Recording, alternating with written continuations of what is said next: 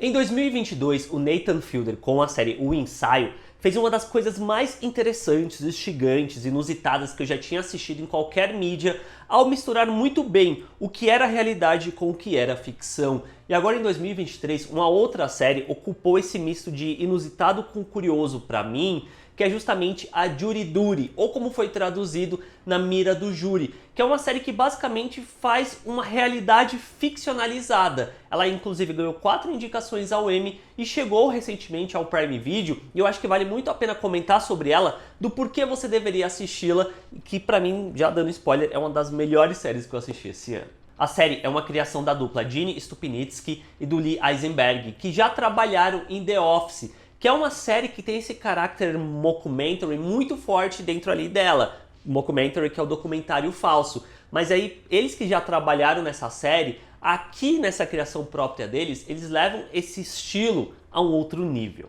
Inicialmente, a série é um documentário que está acompanhando o dia a dia de um júri que faz parte de um julgamento. Só que o grande twist está na dinâmica na qual esse mockumentary acontece. Todo mundo ali é ator, menos uma pessoa, o Ronald Gladen, que não sabe de nada dessa armação.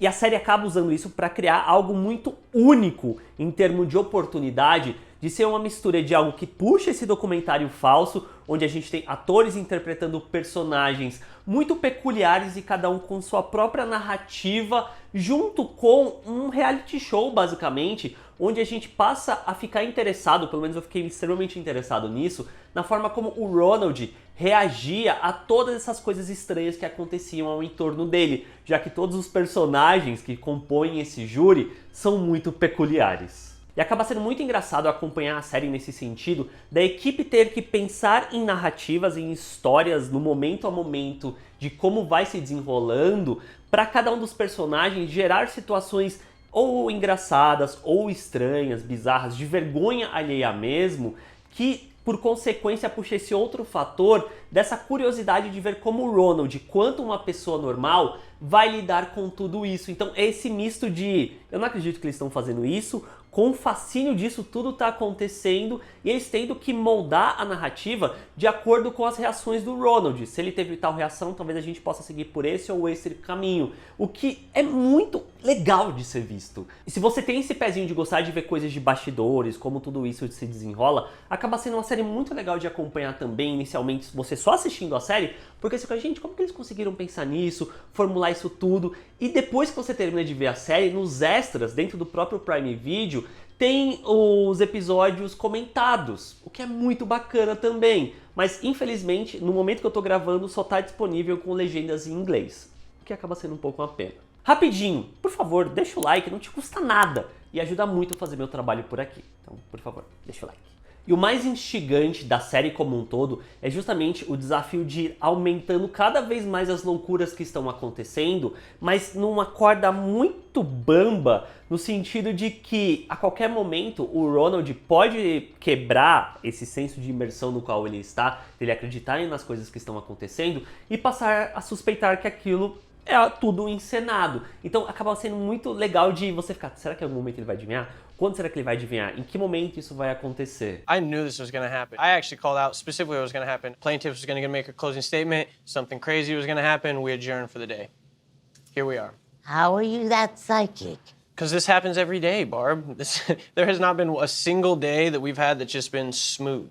There's always something crazy that comes up. This literally feels like reality TV. E também a questão de que todo mundo ali é um ator menos ele. Então todo mundo tem que estar dentro do personagem basicamente o tempo todo em que o Ronald está interagindo com eles. E isso vai ficando cada vez mais difícil quando você vê que eles passam a conviver muito mais do que era esperado, porque beleza, eu tô aqui parte do júri, terminou, eu vou pra casa. Eles conseguem fazer toda uma manobra para isso não acontecer, então tem atores que basicamente eles não podem quebrar nunca o personagem, porque novamente isso vai trazer uma suspeita pro Ronald, e são personagens muito peculiares, seja o cara que é ligado à tecnologia, seja outro cara que a namorada foi para uma viagem, ele tá suspeitando que ela tá atraindo ele, e as dinâmicas e as proximidades que vão surgindo do Ronald com esses personagens que até puxa uma outra coisa do The Office, que eu acho que é muito semelhante nesse sentido, que o The Office também é carregado de personagens peculiares, inusitados. Só que conforme você vai assistindo,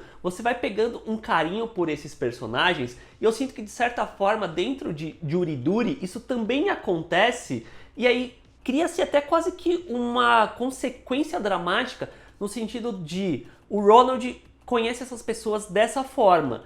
No momento que quebrar toda essa ilusão, como será que ele vai reagir vendo que tudo aquilo que ele estava vendo era mentira e aquelas pessoas talvez não sejam aqueles personagens que elas estão interpretando? E entre o júri está o ator James Marden, que está interpretando a si mesmo. Ou quase isso, porque ele acaba sendo uma versão muito mais exagerada e muito narcisista do ator, que faz com que tudo seja sobre ele, se ele não tá no centro das atenções não adianta, e acaba sendo muito engraçado nesse sentido também. E logo de cara, no primeiro episódio, numa das primeiras cenas em que o James Marsden aparece, que o Ronald interage ali com ele e entra num diálogo sobre o filme Sonic, a forma como isso acontece é tão inesperada e tão inusitada que é muito engraçada porque justamente é algo genuíno, não é algo que dá pra eles encenarem exatamente, é algo da pessoa normal falando ali com o ator sem talvez ter um pouco de um senso de comunicabilidade ou de